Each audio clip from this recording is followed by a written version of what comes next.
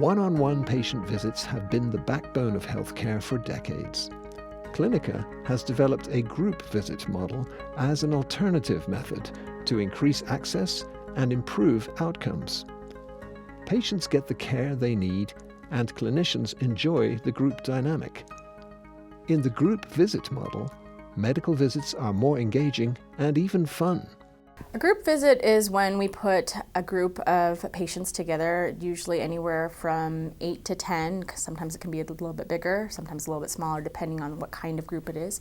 And we provide medical care within a group setting. So instead of a patient seeing a provider individually, they would come together with other patients who have similar illnesses, similar medical conditions, and they receive their medical care that way. So again, that crying is just like, that's the way they're gonna talk. Initially, the thought of doing groups was overwhelming. It was definitely exciting to be doing it, but of course nerve-wracking. I was terrified. I thought, how am I gonna go into this room of 8 patients and make this work? Initially, when we were doing groups, people were reluctant to participate, meaning people were really scared about the experience of not being prepared for the group and there being a group of people and you having to take care of them. They struggled a lot with it. And so it really took a period of time where we developed some skill in how we prepared for groups and our ability as providers to give care in groups before it really, there was a tipping point where people were comfortable enough to where they were asking to have more groups and they wanted to see more patients in groups. Clinica currently offers a variety of group visits: diabetes, depression and anxiety, centering parenting and centering pregnancy, new patient, pain management, newborn, back-to-school physicals, cold and flu, initial new pregnancy, anticoagulation, diabetic retinal scan, and parenting teens. When you're facilitating your group and you're not just giving information, then other members of the group, other patients can say, you know, I had that experience and this is how it affected me and this is what I did that really helped me. And for a lot of patients, it's much more beneficial for them to hear from somebody else who has the same chronic condition or is in the same situation they are about what helped them than it is for me as a professional to tell them what I think is best for them to do. All right. Mary, 2.5. All right. Awesome. We have our patients do a lot of their own care, mainly vital signs, so they would weigh themselves, check their own blood pressures. If it's a well child check group, they will help weigh their babies, measure their babies, get their head circumference. It just makes patients be an active participant in their health care. We have a shadow chart, and it basically is a chart with a flow sheet, which is a sheet, a paper sheet that has their vitals information like blood pressure, pulse, weight, blood sugars. And every time they come to the group visit, they would put down what that number is for the day, and they can track over time how they're doing. We teach patients what the numbers are that we ask them to put down in the shadow chart. We explain to them why weight is important when you have diabetes, why blood sugar measures are important, how it can impact your health over time. So the goal is to have them understand how to control those measures and why it's important for their health in the long run.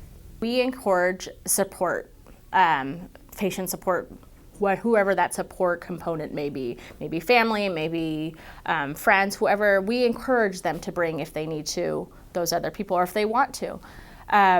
We do have a lot of our patients don't have childcare, or they don't have family who can help them take care of their children while they're here. So most of our patients end up bringing their children as well, and so we'll have a prenatal group of 8 to 10 women with a bunch of little kids running around as well. Especially for diabetes group, we want family members to come in, especially if it's a male and he's not doing the cooking. We encourage him to bring his wife so that she also gets the education about what is needed for him to make him healthier.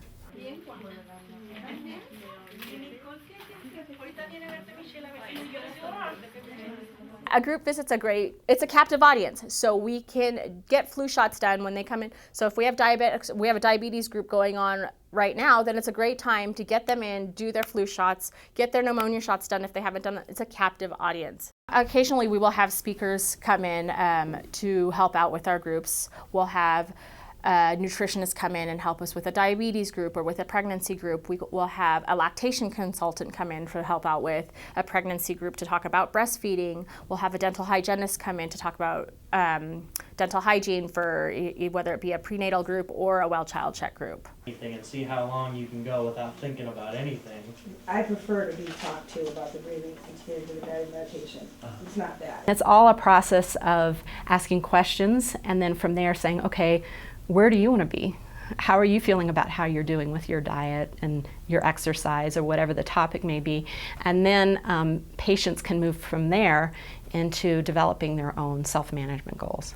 So self-management really means that the patient makes a decision of what they can do to help manage their condition that's reasonable and achievable for them.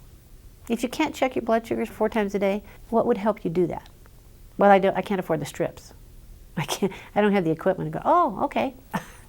It's a conversation about what would work and what the barriers are.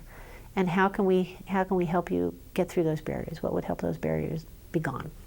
Yeah, but I understand that there's something like 33 million people in the United States that have that disease.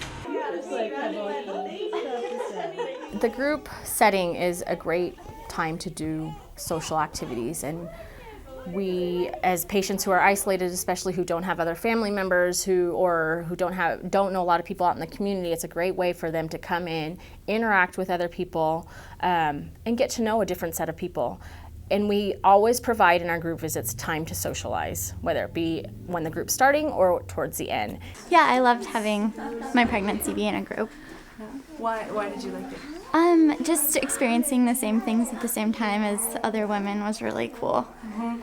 Did you feel like they understood what you were going through? Yeah, it was kind of nice because we could share what we were going through and kind of compare how we all felt. And especially with continuity groups, as groups get to know each other, we do different things throughout. Like for a prenatal group, we do different things throughout. We'll do a baby shower towards the end. I've had groups who, when we've continued on for well child checks, every year for their birthdays, when they come back in, we'll have a birthday party. We bring cake, they exchange gifts. With the diabetic groups, patients will exchange recipes, or we'll talk about healthy cooking, healthy eating, and we'll have patients come in and bring different things for different groups. I think the social component to health is pretty critical because most of what we do, we don't do in isolation. We do it as a part of our families, as a part of our communities, and as a part of our friendships. And so having that social support to succeed and the behavior changes we need to make for good health is very important. I imagine, yes, they could probably get those types of things out of a one-on-one visit, but it would be a lot harder. And I think in a group visit, people feed off of each other. And so when they see other people doing things, and we're like, okay, I can do that too. And I think they just begin to feel more empowered. Recruiting and introducing patients to the group visit model is another challenge. I think there's a variety of different ways that patients are recruited to groups. I think for me personally as a primary care provider, if I feel like I'm not able to give patients the level of support that I feel like they could use, I will often recommend them participating in a group. And I know that they have resources not just from another case manager or behavioral health professional in the group, but they'll also have a group of patients that will help support them. And so I often recommend that to patients who I feel like could use more than just individual visits. We inform the patient that we have the group and invite them if they're interested in attending. And then we tell the patient up front that this is group care. You will be sharing your information with other people, so if you're not comfortable in a group setting, you do not have to attend. And then we also have all patients sign a waiver that they will maintain confidentiality within the group, and what they hear is confidential. And then we always tell them that they have a choice. It's your choice to be in a group, and it's up to you whether, and you can try it out, and if you don't like it, you don't have to come back. Their last eye exam was a retinal. In order to provide group care and feel comfortable about it as a provider and feel like you're being successful, I think you have to be able to plan in advance. I think it's really important that you know your patients and that they're your patients and you're not seeing other people's patients. We use our chronic disease registries to plan for groups. And we do have a registry that's specific for centering pregnancy groups. So you can pull up that day, that list of patients that's in your group, and it actually has their antenatal management plan, their last blood pressure, any other problems they have or medications. It has a list of important clinical data that you can pull on those patients. And the clinicians use that in order to organize and plan for their group. Group setup is key. So for a 6-month well visit, with our children that are crawling, typically we like to do the group in a circle on the floor and have the children on the floor. So we put mats out. We put chairs around the mats so that the parents can kind of keep the kids in a circle. The MAs will go through and pull out their reach out and read books and any vaccine information sheets that are needed for that visit. Depending on the type of the group visit you have, you're going to have medical assistants, nurses, providers, behavioral health professionals, case managers, dietitians, and it's really designed based on the type of group you're doing. The case manager really holds the group. I mean, they know the patients really well. They're often the people who remind people that there's a group, that stay connected with the group members, and then they are the main facilitators of the group. So the case manager will set up the room when she goes in. The case manager will provide the educational information for the group. When it's a first group visit, we do the confidentiality piece. We have them sign that, agreeing to that. We set group rules. We set up information on pregnancy in the beginning of the pregnancy. We also set up information for nutrition, because in that first group, that's specifically what we're talking about.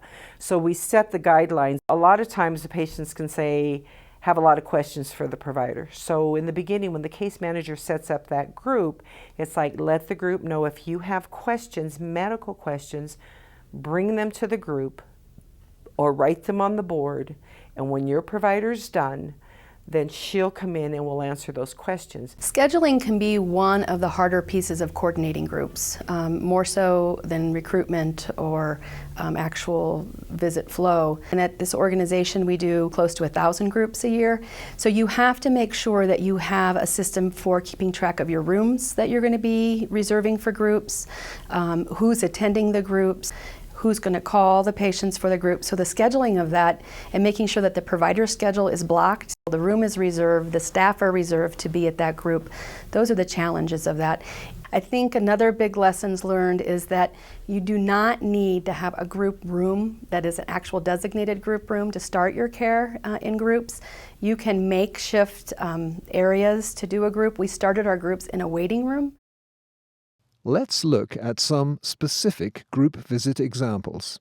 We started the chronic pain group for a couple of reasons.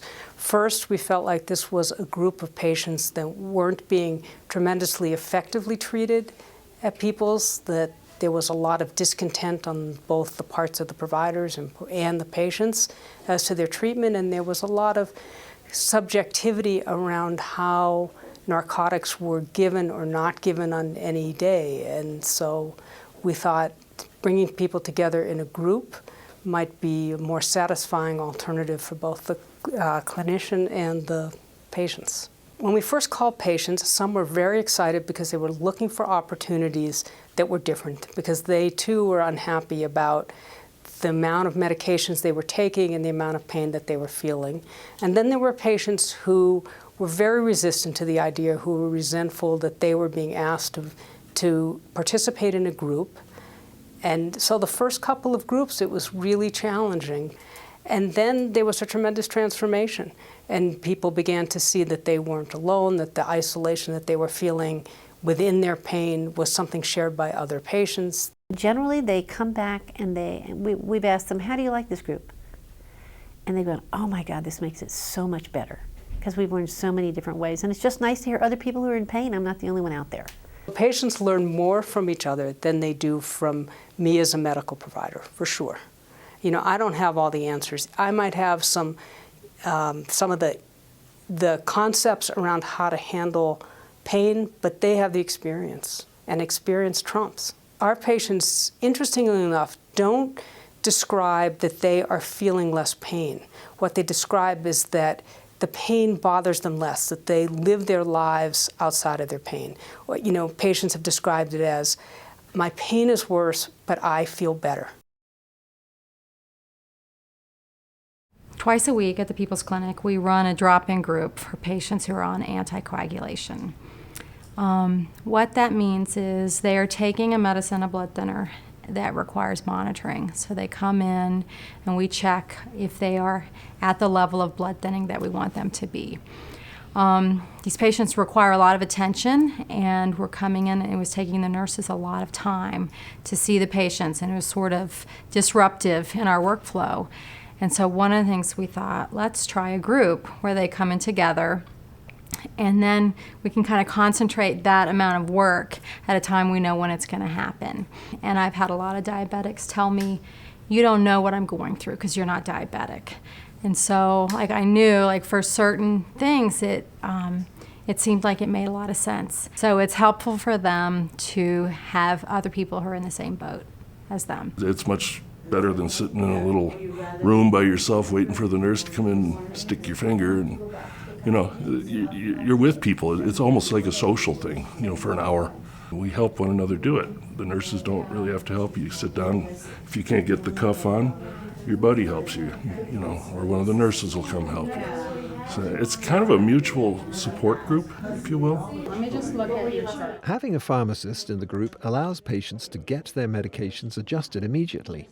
We were looking to see how to use knowledge that was present but not otherwise being used. And pharmacists are tremendously well trained in a lot of the education topics around warfarin or anticoagulation, but they don't get an opportunity to use it if they're just handing a medication over the counter. I think a pharmacist can provide patient education and also see if there are any potential drug interactions. When they're taking their medicine, they know exactly why they're taking it. It's not a blank, you know, I have to take this once a day. Why do you have to take it? I don't know why I have to take it. I have to take this because of this. I have to increase it because of this. And so for them to be able to figure out what their triggers are and then adjust accordingly, I think is very powerful, so that they know when they do go home to watch out for those things. The first few months of the group, the people weren't all chatting with each other and giving each other advice. It took a while for the group to meld and for people to get to trust me and Twee and Alma. But now they know us really well, and we really know what's going on with them. The results from the anticoagulation have improved at a stronger and more consistent rate than the clinics as a whole at Clinica. And what has really improved is the duration of time by which a patient gets their INR, so that we only have less than 5% of our patients don't come in on a monthly basis. I think this is a really good way to provide health care to people. I think you need to have both options, but this works. Well, doesn't that come with age too? Yeah. You know, because I noticed. Having patients receive their care in a group changes the patient-clinician dynamic. Patients actually can be much more frank and honest in a group, because I think there's this sense that they really want to tell you what they think you want to hear when you're a provider in an individual visit. But when the patients outnumber you, they're more likely to kind of tell you what the reality is. And I think that's a really good experience for providers, because we're out of that power role where we're there to take care of them. I think the most important thing that a provider needs to know to be successful in a group is to let go of control. Providers and clinicians, we have been trained to be in control, especially when you're one-on-one with the patient. We're the ones doing the teaching, we're the ones doing the talking, we answer their questions, we do what we think is best for them, and we send them on their way. And in a group setting, you have to let go of that control and let patients kind of dictate the course of the group.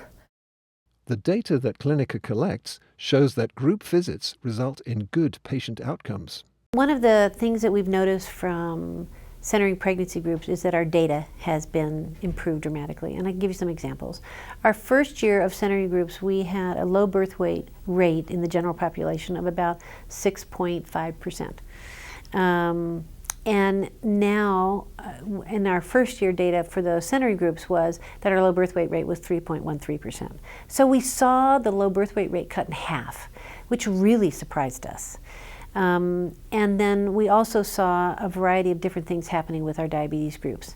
The hemoglobin A1C numbers went down dramatically for the people who were in the diabetic groups compared to those who were not in the groups. Some of my patients in groups have lost a tremendous amount of weight in trying to improve the control of their diabetes, and they've worked on that together. I mean, we have some patients who exercise together, patients who carpool together to groups, meet each other afterwards for activities, and so they become a social network that's really focused on improving their health. The quality of healthcare, I believe, is actually better in a group. I don't think that they get any less. If not, they probably get more. A lot more, I believe a lot more education is done in a group, not from the provider, but from the other patients.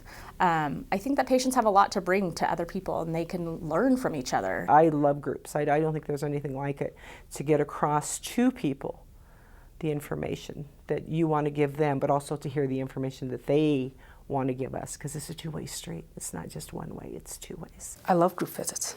I feel like group visits bring much more healing to our patients than I can bring alone in an individual visit. I love doing groups. I look forward to them every time I come. If I know I have one in my schedule, I look forward to it. I could do groups all day. Absolutely, I think it's a model worth replicating. It's a model worth trying, and the reason is because it provides really great care for patients.